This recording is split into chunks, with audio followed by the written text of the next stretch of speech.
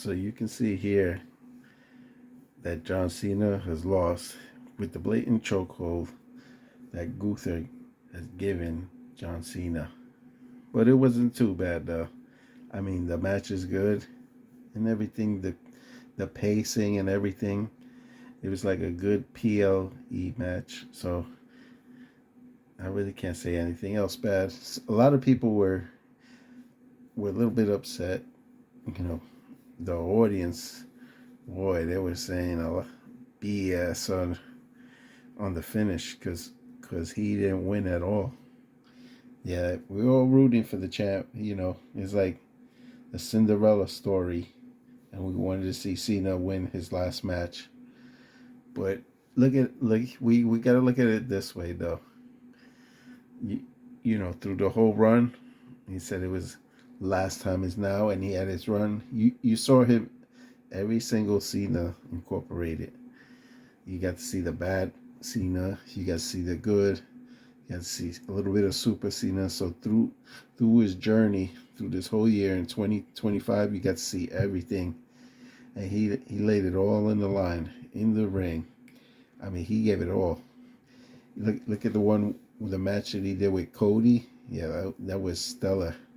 In SummerSlam, that was top tier match when Cody went back to get the title. That was good. Even the WrestleMania, though we didn't like the finish and then what the results, but you know there were still some good matches. So you know, even though you weren't satisfied, you got the other 2025 matches to look at. But he didn't go out as a champ in the way he wanted. He wanted to put over the new guy. So that's not bad. That's a good thing. That is a good thing because some people just can't let go. He's, you know, seen as a big businessman, and that's what you got to do within the business sometimes. You got to help out the new talent, start up. And then let's take a little peek on the other stuff. I'm not going to play clips, but I'll just show some pictures. You know, and even Cody and CM Punk both came into the ring. And, you know, they knew him and recognized him as a great champion. So they put the belt on him. He won both heavyweight champions. He's a 17-time world champion and a Grand Slam champion. Then after the match, he started hoisting the belts all over the ring from the four sides of the ring.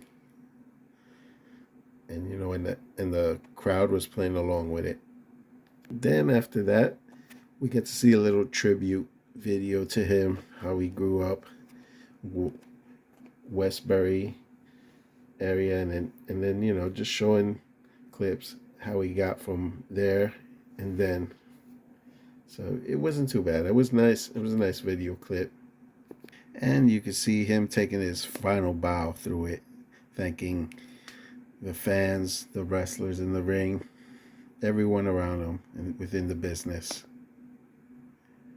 And not only that, he did what the Undertaker did and Triple H also, leaving his shoes in the ring and his gear. Let's see. And there, as we look closely, he's taking off his arm guards and the shoes that he wore in his last match right there. And leave him rest in the middle, just like The Undertaker and Triple H did for their last match. So it must be a thing that they do these days within the wrestling company. Then he leaves off with a final salute before he leaves. And after that, he'll just continue his final walk.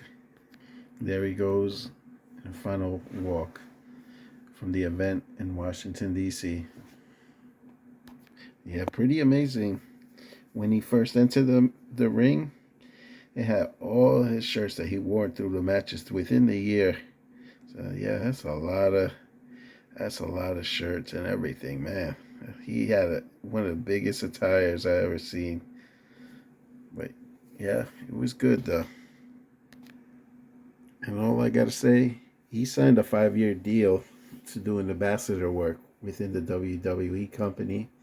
So you will see him within the company working, but he's not going to be an active wrestler. That's the only thing. But he's probably going to help the younger talents coming in the business. So it's not too bad. He loves the business so much. He just wants to continue doing the same thing, but in a different general role. Not not a physical not a physical wrestler in the ring. You know, it take the toll on his body, and you can see the wear and tear sometimes when he walks or so. And I just want to make one thing about the event. If you weren't able to watch it or watch the rest of it because some of the feed got cut off at the end, they have it on the YouTube, the WWE, so you can always finish watching the rest of it right there. And I gotta say one last thing. And the post show was very good. I think it was worth watching and hearing the input, what the other wrestlers had to say. It was really, really, really good. So yeah, it was a top tier PLE match in the Saturday night main event. I think they did a great job with it. And you know, all the matches was, but this was the biggest highlight, the main event or so. So just focusing on this one. You know, and I have to say one thing, yeah. Just like it says right here, thank you, Cena. John Cena. Thank you, John, right there, but thank you, Cena, man. Yeah, it was good. It was a good times. You know, now it's turning the clock. Time for the next era. But yeah, you did a great job, though. You know, and I know it's gonna be next move. He's gonna be helping making bigger stars.